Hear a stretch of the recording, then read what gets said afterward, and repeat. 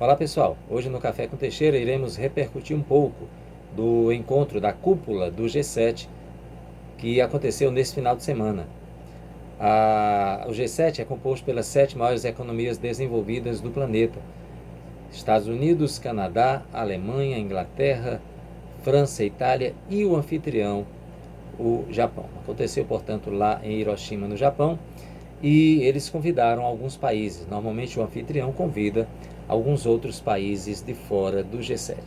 Dentre eles o Brasil e a Índia, que fazem parte do BRICS, além de Indonésia, Austrália, Coreia do Sul, dentre outros. O presidente Zelensky da Ucrânia também estava presente. E, obviamente, a guerra da Ucrânia foi um dos principais assuntos dessa cúpula. O presidente Lula, que não ocorreu o encontro bilateral entre Lula e Zelensky, mas o Lula também falou sobre o assunto em um momento da plenária, dizendo que só uma conversa global, um acordo, um diálogo forte entre os participantes e a comunidade internacional traria paz à região. E aqui eu quero a sua atenção.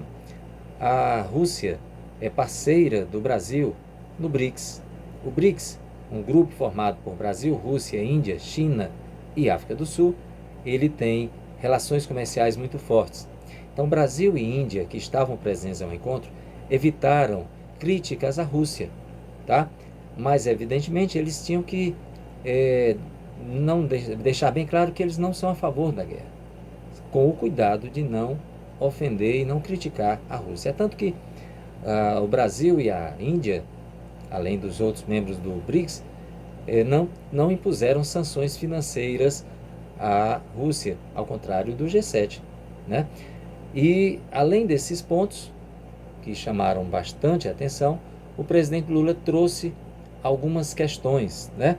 Vou citar aqui rapidamente. Ele disse que o sistema financeiro tem que estar a serviço da produção.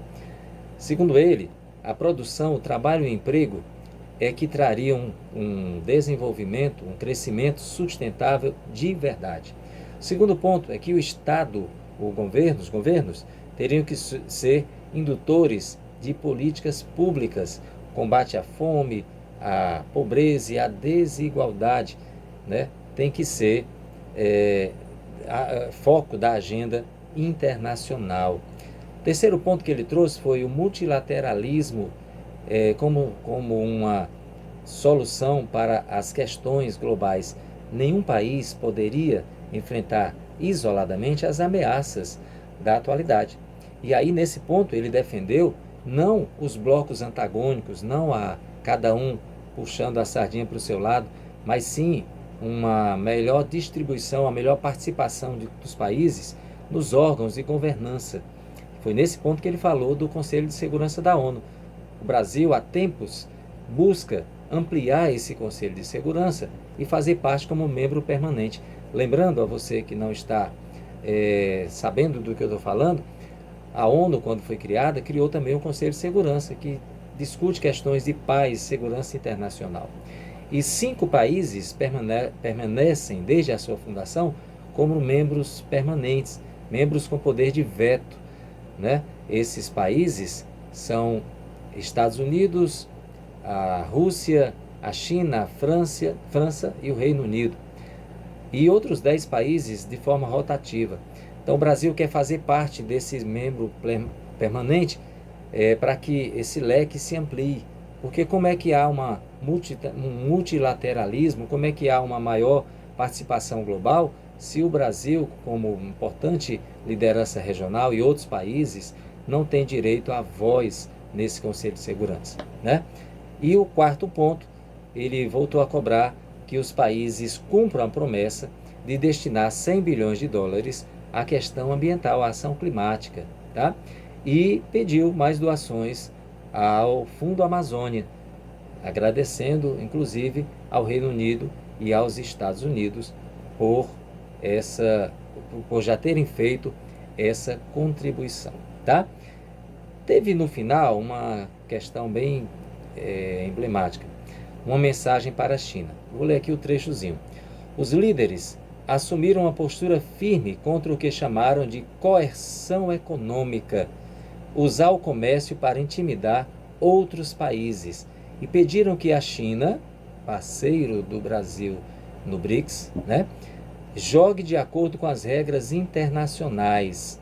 Ou seja, foi uma crítica à forma da atuação voraz, agressiva da China no mercado internacional, o que causa uma dependência de muitos países ao governo chinês, à economia chinesa, o que logicamente não foi assinada por Brasil e por Índia, essa declaração final do encontro, tá? Então o Brasil está numa situação bem complexa em relação à guerra da Ucrânia e a essa questão da China colocada pelo G7, porque não pode criticar, porque se nós olharmos os parceiros comerciais do Brasil, gente, Estados Unidos são o segundo, mas o maior parceiro comercial é a China, do Brasil, tanto em exportação como em importação, tá? E a Rússia e a Índia também são grandes parceiros, tá? Então, o BRICS estava representado pelo Brasil e pela Índia. E por falar em BRICS, isso vai ser assunto de um outro vídeo, vários países estão interessados em ingressar no BRICS, porque o BRICS hoje representa uma fatia muito grande da economia global, ok? Deixe seu like. Estamos no Café com Teixeira, Colégio Êxodos TV. Até a próxima, gente. Fiquem com Deus.